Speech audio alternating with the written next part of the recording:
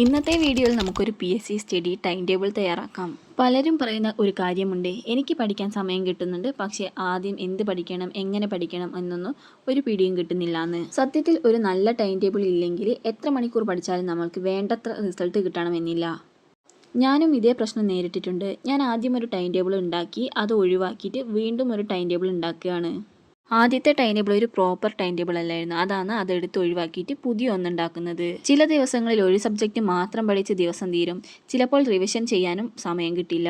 PYQ നാളെ ചെയ്യാം, മറ്റന്നാൾ ചെയ്യാമെന്നൊക്കെ വിചാരിക്കും. ടോപ്പിക് എക്സാമിന് പഠിക്കുകയില്ല. അവസാനം പഠിച്ചത് മറക്കാനും തുടങ്ങും. അപ്പോഴാണ് എനിക്ക് മനസ്സിലായത്, കൂടുതൽ സമയം പഠിക്കുന്നതല്ല പ്രധാനപ്പെട്ടത്, ശരിയായ പ്ലാനോടെ പഠിക്കുന്നതാണ് നല്ലത്. അതുകൊണ്ട് എത്രയും പെട്ടെന്ന് ഞാൻ ആ ടൈം ടേബിളൊക്കെ എടുത്ത് ഒഴിവാക്കിയിട്ട് നല്ലൊരു ടൈം ടേബിൾ ഉണ്ടാക്കുന്നത്. എല്ലാവരും ഇത് അതേപടി ഫോളോ ചെയ്യണം എന്നില്ല. നിങ്ങളുടെ ടൈം, ജോലി, കോളേജ് അല്ലെങ്കിൽ വീട്ടിലെ സാഹചര്യങ്ങളനുസരിച്ച് ചെറിയ ചെറിയ മാറ്റങ്ങളൊക്കെ വരുത്താം.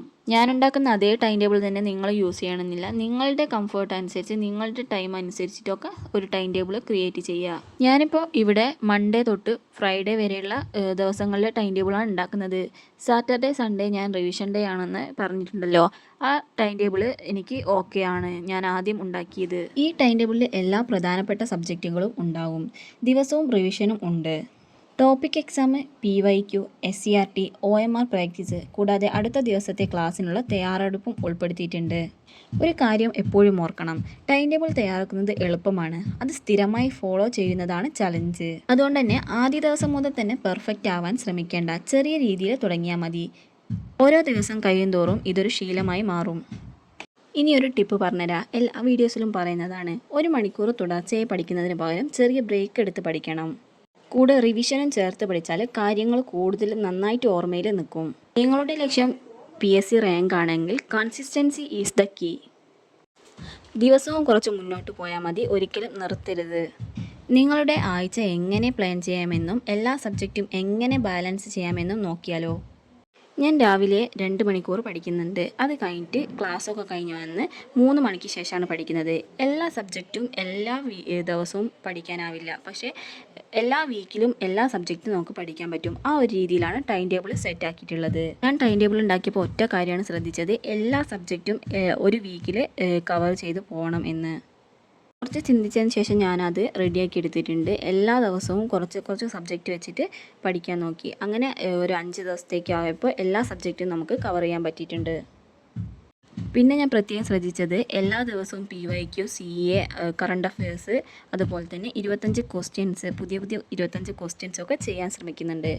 അത് നല്ലൊരു ഐഡിയ ആണ്. എല്ലാ ദിവസവും ഒരു 30 മിനിറ്റ്, ഈ 30 മിനിറ്റ് വീതം ഇതിന് വേണ്ടിയിട്ട് മാറ്റി വെക്കുമ്പോൾ നമുക്ക് കൂടുതലും നല്ല രീതിയിൽ പഠിച്ചു പോകാൻ പറ്റും. നിങ്ങളൊരു ടൈം ടേബിൾ ഉണ്ടാക്കുമ്പോൾ അതിൽ PYQ, CA, അതുപോലെ തന്നെ ഒരു 25 ക്വസ്റ്റ്യൻസ്, ഇതിനൊക്കെ വേണ്ടിയിട്ട് ഒരു 30 മിനിറ്റ് അതിൽ ആഡ് ആക്കണം. ഞാൻ എല്ലാ ദിവസവും ഒരു 30 മിനിറ്റ് റിവിഷന് വേണ്ടിയിട്ടും മാറ്റി വെക്കുന്നുണ്ട്. ഇതൊക്കെ ഒരു നല്ല ടിപ്പായിട്ട് കണക്കാക്കി നിങ്ങളും നിങ്ങളുടെ ടൈം ടേബിൾ ആഡ് ആക്കണം. ഞാനിപ്പോൾ സ്കെച്ച് പെന്നൊക്കെ വെച്ച് ഒന്ന് ഔട്ട്ലൈൻ ചെയ്തെടുക്കുന്നുണ്ട്. അത് കുറച്ചുകൂടി ഒന്ന് കളർഫുൾ ആക്കാൻ വേണ്ടിയിട്ടാണ്. നിങ്ങൾക്ക് താല്പര്യം ഉണ്ടെങ്കിൽ ഇതുപോലെയൊക്കെ ഒന്ന് ചെയ്ത് നോക്കുക. ബ്രേക്ക് ടൈം, അതുപോലെ തന്നെ ഓരോ സെക്ഷൻസും ഞാൻ ഒന്ന് റെഡ് ഇങ്ക് വെച്ചിട്ട് ലൈൻ ചെയ്ത് കൊടുക്കുന്നുണ്ട്. അത് നമുക്ക് കുറച്ചും കൂടി വേഗത്തിൽ ബ്രേക്ക് ടൈമൊക്കെ മനസ്സിലാക്കാൻ സഹായിക്കും.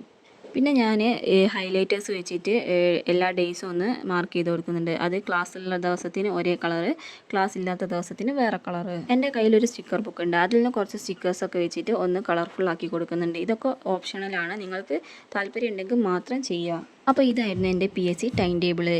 ഈ ടൈം ടേബിൾ നിങ്ങളെ സഹായിക്കുമെന്ന് പ്രതീക്ഷിക്കുന്നു.